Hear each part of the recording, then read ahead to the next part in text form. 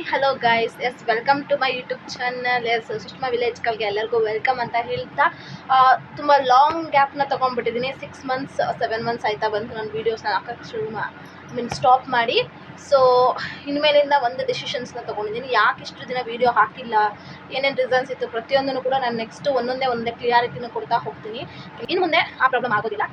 At least weekly ಒಂದು 2 3 ವೀಡಿಯೋನಾದರೂ ಹಾಕೋಷ್ಟು ನನ್ನ ಪ್ರಯತ್ನವನ್ನು ಮಾಡ್ತೀನಿ. ಹಂಗಂತ ನಾನು ವೀಡಿಯೋಸ್ನ ಸ್ಟಾಪ್ ಕೂಡ ಮಾಡಿರಲಿಲ್ಲ. ನಾನು ನಾರ್ಮಲ್ ಆಗಿ ವೀಡಿಯೋಸ್ನ ಮಾಡಿ ಶಾರ್ಟ್ ವೀಡಿಯೋಸ್ನ ಮಾಡಿ ಹಾಕ್ತಾ ಇದ್ದೆ, ಅಪ್ಲೋಡಿಂಗ್ ಮಾಡ್ತಾ ಇದ್ದೆ. ವೀಕ್ಲಿ 1 ಆದರೂ ಶಾರ್ಟ್ ವೀಡಿಯೋಸ್ನ ಅಪ್ಲೋಡಿಂಗ್ ಮಾಡ್ತಾ ಇದ್ದೆ. ಸೊ ತುಂಬ ಚೆನ್ನಾಗಿ ರೆಸ್ಪಾನ್ಸ್ ಬರ್ತಾ ಇದೆ, ತುಂಬ ಚೆನ್ನಾಗಿ ನೀವು ಎಲ್ಲರೂ ನನ್ನ ವೀಡಿಯೋಸ್ನ ನೋಡ್ತಾ ಇದ್ದೀರಾ. ಸೊ ಇದೇ ಥರ ನನ್ನ ವೀಡಿಯೋಸ್ನ ನೋಡಿ, ಹಾಗೆ ನನ್ನ ಒಂದು ಚಾನಲ್ನ ಸಬ್ಸ್ಕ್ರೈಬ್ ಮಾಡ್ಕೊಳ್ಳಿ, ಒಂದು ಸಪೋರ್ಟ್ ಮಾಡಿ ಅಂತ ಹೇಳ್ತಾ ಇನ್ನು ಮುಂದೆ ವೀಡಿಯೋಸ್ ಬರ್ತಾ ಇರುತ್ತೆ. ಯಾವುದೇ ಥರದ ಸ್ಟಾಪ್ ಇಲ್ಲದೇ ಅಟ್ಲೀಸ್ಟ್ ನಾನು ಹೇಳಿರೋ ಹಾಗೆ ವೀಕ್ಲಿ 1 or 2 ವೀಡಿಯೋಸ್ ಅದು ನಾನು ಹಾಕ್ತೀನಿ. ಲಾಂಗ್ ವೀಡಿಯೋಸ್ನ ಆದಷ್ಟು ಶಾರ್ಟ್ ವೀಡಿಯೋಸಲ್ಲಿ ಏನೇ ಪ್ರಾಬ್ಲಮ್ಸ್ ಇದ್ರು ಏನೇ ಇದ್ರು ಕೂಡ ನಾನು ಶಾರ್ಟ್ ವೀಡಿಯೋಸಲ್ಲಿ ನಿಮ್ಮ ಜೊತೆ ಶೇರ್ ಮಾಡೋಕ್ಕೆ ಇಷ್ಟಪಡ್ತೀನಿ. ಆ್ಯಂಡ್ ಆಲ್ಸೋ ಹೊಸ ರೆಸಿಪೀಸ್ ಕೂಡ ಕಲಿತಿದ್ದೀನಿ ಈ ಒಂದು ಲಾಂಗ್ ಬ್ರೇಕಲ್ಲಿ. ಆ ಒಂದು ರೆಸಿಪೀಸ್ಗಳು ಕೂಡ ನಿಮ್ಮ ಜೊತೆ ಶೇರ್ ಮಾಡ್ತಾ ಹೋಗ್ತೀನಿ. ಪ್ರತಿಯೊಂದು ವೀಡಿಯೋದಲ್ಲೂ ಕೂಡ ಕೆಲವೊಂದು ರೆಸಿಪೀಸ್ಗಳಾಗಿರ್ಬೋದು, ಕೆಲವೊಂದಿಷ್ಟು ಇನ್ಫಾರ್ಮೇಷನ್ಗಳಾಗಿರ್ಬೋದು. ಆ್ಯಂಡ್ ಇನ್ನೊಂದು ಏನಪ್ಪ ಅಂದರೆ, ನಾವು ಒಂದು ವೀಡಿಯೋಸ್ನ ಮಾಡ್ತಾ ಇದ್ದೀವಿ, ಅದರಲ್ಲೂ ಒಂದು ಯೂಟ್ಯೂಬ್ ಚಾನಲ್ನ ಮಾಡ್ತಾ ಇದ್ದೀವಿ ಅಂತಂದರೆ ನಾವು ಬರೀ ವೀಡಿಯೋಸ್ನ ಮಾಡಿ ಜನರಲ್ ಆಗಿ ನಾವು ಯಾವ ಥರ ಇದ್ದೀವಿ ಆ ವೀಡಿಯೋನ ಮಾಡಿ ಹಾಕೋದ್ರಕ್ಕಿಂತ ಕೆಲವೊಂದಿಷ್ಟು ಕಂಟೆಂಟ್ಗಳ ಮೂಲಕ ಕೆಲವೊಂದಿಷ್ಟು ಮಾಹಿತಿಗಳನ್ನ ನಿಮ್ಗೆ ಕೊಟ್ಟರೆ ತುಂಬ ಚೆನ್ನಾಗಿರುತ್ತೆ, ತುಂಬ ಒಳ್ಳೆಯದು ಅನ್ನೋದು ನನ್ನ ಅನಿಸಿಕೆ. ಸೊ ಅದಕ್ಕೋಸ್ಕರ ಈ ಒಂದು ವೀಡಿಯೋಸ್ ಏನಿತ್ತು ಅದನ್ನು ಸ್ಟಾಪ್ ಮಾಡಿದೆ, ಯಾಕಂದರೆ ತುಂಬ ಒಂದು ವೇರಿಯೇಷನ್ಸ್ ಆಗಿತ್ತು. ಸೊ ಅದಕ್ಕೋಸ್ಕರ ಸ್ಟಾಪ್ ಮಾಡಿದೆ. ಇನ್ಮೇಲಿಂದ ನಾನು ಪ್ರತಿಯೊಂದು ವೀಡಿಯೋಸಲ್ಲೂ ಕೂಡ ಒಂದೊಳ್ಳೆ ಕಂಟೆಂಟ್ ಮೂಲಕ, ಒಂದೊಳ್ಳೆ ಇನ್ಫಾರ್ಮೇಷನ್ಸ್ ಮೂಲಕ, ಜೊತೆಗೆ ಆ ವೀಡಿಯೋನ ನೋಡ್ತಾ ಇದ್ರೆ ಒಂದು ಇನ್ಸ್ಪೈರಿಂಗ್ ಆಗಿರಬೇಕು, ಅಥವಾ ಆ ವೀಡಿಯೋದಲ್ಲಿ ಏನಾದರೂ ಒಂದು ಕಂಟೆಂಟ್ ಇರಬೇಕು, ಅಥವಾ ನನ್ನ ಲೈಫಲ್ಲಿ ಆಗಿರೋ ಕೆಲವೊಂದಿಷ್ಟು ಇನ್ಫಾರ್ಮೇಷನ್ಸ್ಗಳಿರಬೇಕು.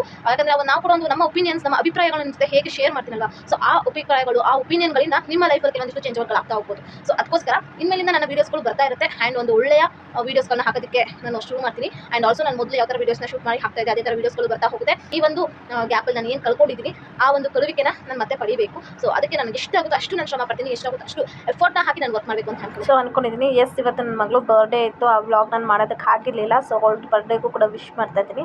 ಹ್ಯಾಪಿ ಬರ್ಡೇ ಮಗಳೇ. ಅವಳ ಬರ್ಡೇಗೆ ಈ ರೀತಿಯಾದಂಥ ಕೇಕ್ನ ಮಾಡಿಸಿದೆ, ತುಂಬ ಚೆನ್ನಾಗಿತ್ತು. ಆ್ಯಂಡ್ ಆಲ್ಸೋ ಅವ್ಳಿಗೆ ಇಷ್ಟ ಆಗೋ ಎಲ್ಲ ಫ್ರೆಂಡ್ಸ್ಗಳನ್ನೂ ಕರೆಸಿದ್ದು, ಎಲ್ಲ ಅವರ ಸ್ನೇಹಿತಗಳನ್ನಾಗಿರ್ಬೋದು, ನಮ್ಮ ಮನೆಯವರ ಅಂದರೆ ನನ್ನ ಯಜಮಾನ್ರು ಫ್ರೆಂಡ್ಸ್ಗಳಾಗಿರ್ಬೋದು, ಪ್ರತಿಯೊಬ್ಬರನ್ನು ಕಳಿಸಿ ಒಂದು ಸಿಂಪಲ್ಲಾಗಿ ಆದ್ರೂ ನಾವು ಮಾಡಬೇಕು ಅನ್ನೋದು ಒಂದು ಆಸೆ ಇತ್ತು.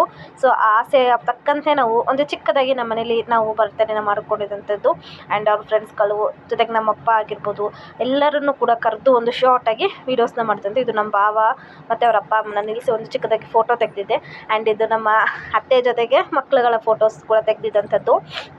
ಆ್ಯಂಡ್ ಇದು ನಮ್ಮಪ್ಪ ಫಸ್ಟ್ ನಾನು ಫೋಟೋ ತೋರಿಸ್ತಾ ಇರೋದು. ಸೊ ನಮ್ಮಪ್ಪ ನಮ್ಮ ಮಗಳು ಬರ್ಡೇಗೆ ಬಂದು ವಿಶ್ ಮಾಡಿದಂಥದ್ದು. ಇದು ನನ್ನ ಪೂರ್ತಿ ಫ್ಯಾಮಿಲಿ. ಇದರಲ್ಲಿ ನಮ್ಮಮ್ಮ, ನನ್ನ ತಂಗಿ, ನನ್ನ ತಮ್ಮ 3 ಜನ ಮಾತ್ರ ಮಿಸ್ ಆಗಿದ್ದಾರೆ. ಅದನ್ನು ಬಿಟ್ಟರೆ ಇನ್ನೆಲ್ಲರೂ ಇಳಿಸಿರೋವಂಥದ್ದು. ಸೊ ಇದನ್ನೆಲ್ಲ ಮುಗಿಸ್ಕೊಂಡು ಇದು ನೆಕ್ಸ್ಟ್ ಮಾರನೇ ದಿನದ ವ್ಲಾಗ್ ಆಗಿರುತ್ತೆ, ಅಥವಾ ಮಾರನೇ ದಿನದ ಒಂದು ವೀಡಿಯೋ ಫೋಟೋಸ್ ಆಗಿರುತ್ತೆ. ಇದು ಬಂದು ನಮ್ಮ ಮನೆ ಹತ್ರ ಒಂದು ದೇವಸ್ಥಾನದಲ್ಲಿ ಪೂಜೆ ಇತ್ತು, ಅಲ್ಲಿ ಹೋಗಿದ್ದು. ಅಲ್ಲಿ ಊಟ ಕೂಡ ಮಾಡಿಕೊಂಡು ಐಸ್ ಕ್ರೀಮ್ ತಿನ್ಕೊಂಡು ಅಪ್ಪ ಮಗಳಿಬ್ರು ನೋಡಿ ಯಾವ ಥರ ಫೋಟೋ ತಗೊಂಡಿದ್ದಾರೆ ಅಂತ. ಸೊ ಅಲ್ಲೊಂದು ಸ್ವಲ್ಪ ಹೊತ್ತು ಕಾಲವನ್ನು ಕಳೆದು ಫ್ಯಾಮಿಲಿ ಪೂರ್ತಿ ಹೋಗಿದ್ದರಿಂದ ಸ್ವಲ್ಪ ಟೈಮ್ನ ಸ್ಪೆಂಡ್ ಮಾಡಿ ಎಲ್ಲ ಐಸ್ ಕ್ರೀಮ್ ತಿನ್ಕೊಂಡು ಕೆಲವೊಂದಿಷ್ಟು ಫೋಟೋಸ್ನೆಲ್ಲ ತೆಗೆದುಕೊಂಡು ಕೆಲವೊಂದಿಷ್ಟು ಸಮಯವನ್ನು ಎಂಜಾಯ್ ಮಾಡಿಕೊಂಡು ಅಲ್ಲಿಂದ ಮತ್ತೆ ವಾಪಸ್ ನಾವು ಮನೆಗೆ ಬಂದೆವು. ಸೊ ಮನೆಗೆ ಬಂದ ಮೇಲೆ ಅಲ್ಲಿ ಯಾವ ರೀತಿ ನನ್ನ ಮಗಳು ತೀಟ್ಲೆ ಮಾಡ್ತಾ ಇದ್ದಾಳೆ ಅಂತ ನೀವೇ ನೋಡ್ಬೋದು. ನಮ್ಮ ಅತ್ತೆಯವ್ರನ್ನ ಕುಂಡಿಸ್ಕೊಂಡು ಅವ್ರಿಗೆ ತಿಂಡಿ ತಿನ್ನೋದಕ್ಕೆ ಹಠ ಮಾಡಿ ಈ ಥರ ಎಲ್ಲ ತರಲೆ ತೀಟೆಗಳನ್ನೆಲ್ಲ ಮಾಡ್ತಾ ಇದ್ದಂಥದ್ದು. ಸೊ ಅದನ್ನು ಕೂಡ ಒಂದು ಚಿಕ್ಕದಾಗಿ ಒಂದು ಶೂಟ್ ಮಾಡಿಕೊಂಡೆ.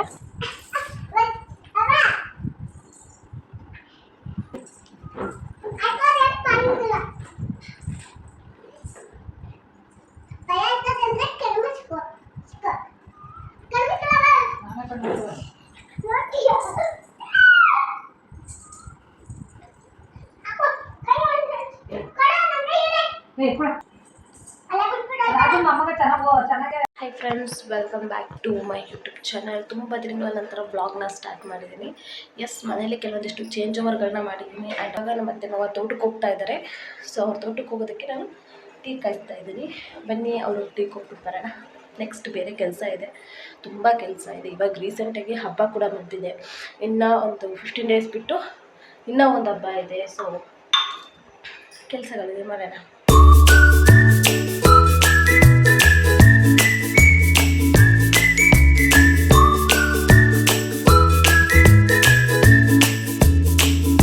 ಎಸ್, ಈಗ ಅವ್ರಿಗೆ ಕಾಫಿ ಕೊಟ್ಟಿದ್ದಾಯಿತು. ಇವಾಗ ನಾನೊಂದು ಫೇಸ್ ಪ್ಯಾಕ್ನ ರೆಡಿ ಮಾಡ್ಕೊಂಡಿದ್ದೆ. ಅದಕ್ಕೆ ಇನ್ನೂ ಸ್ವಲ್ಪ ಕಾಫಿ ಪುಡಿ, ಮೊಸರು, ಸ್ವಲ್ಪ ಸಕ್ಕರೆ, ನಿಂಬೆ ಹಣ್ಣಿನ ರಸ ಆ್ಯಂಡ್ ಸ್ವಲ್ಪ ಕಡಲೆ ಹಸಿಟ್ಟು ಹಾಕ್ಕೊಂಡು ನೀಟಾಗಿ ಮಿಕ್ಸ್ ಮಾಡಿ ನಾನು ಟೊಮೆಟೊನ ಯೂಸ್ ಮಾಡಿಕೊಂಡು ಮುಕ್ಕೆಲ್ಲ ಹಚ್ಕೊಂಡಿರೋವಂಥದ್ದು.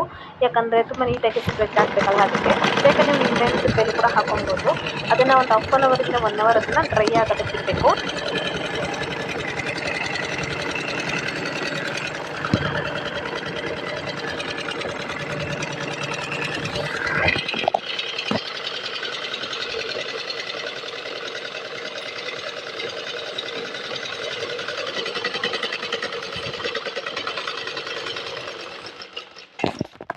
ಸೊ ಒಂದು ಹಾಫ್ ಆನ್ ಅವರ್ ಡ್ರೈ ಆಗಿಬಿಡಬೇಕು. ಸೊ ಅದಕ್ಕೋಸ್ಕರ ಒಂದು ಹಾಫ್ ಆನ್ ಅವರ್ ನಾನು ಸ್ವಲ್ಪ ಬಟ್ಟೆ ಸ್ಟಿಚಿಂಗ್ ಇತ್ತು ಅದನ್ನು ಮುಗಿಸ್ಕೊಳ್ಳೋಣ ಅಂತ.